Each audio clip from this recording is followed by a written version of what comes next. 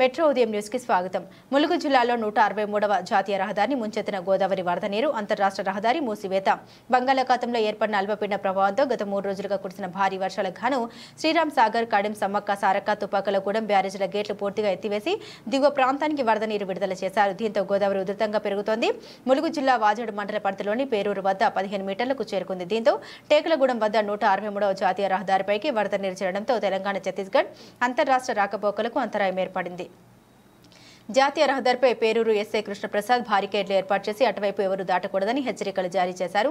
గోదావరి ప్రవాహానికి వాగులు, వంకలు సైతం ఉప్పొంగి ప్రవహిస్తుండటంతో మర్రివాగు, కొంగలవాగు బ్రిడ్జిలు నీట మునిగాయి. దీంతో పలు గ్రామాలకు రాకపోకలు స్తంభించి రవాణా సౌకర్యం నిలిచిపోయిన పరిస్థితి ఏర్పడింది. దీంతో ప్రజలు ఇబ్బందులకు గురవుతున్నారు.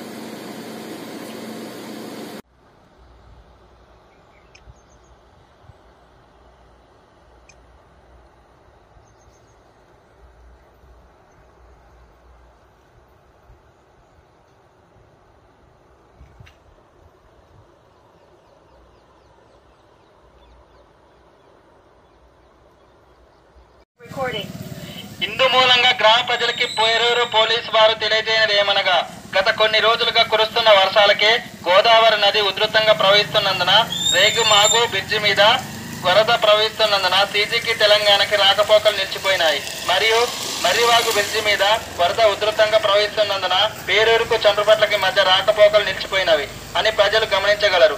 అదేవిధంగా పశువులను మేపడానికి అడవికి వెళ్ళకూడదు, గోదావరి నదికి చేపలు పట్టడానికి వెళ్ళకూడదు, మరియు గ్రామాల్లోని వీధి స్తంభాలను ముట్టుకోకూడదు. పోలీసు వారు ఇచ్చే సూచనలను పాటించగలరు. అందరికీ ధన్యవాదములు. ఇట్లు పేరూరు ఎస్ఐ.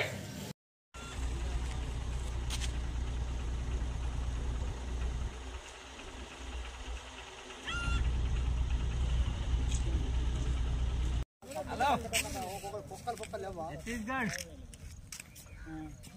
रुद्रारम मलेशिया पोतानम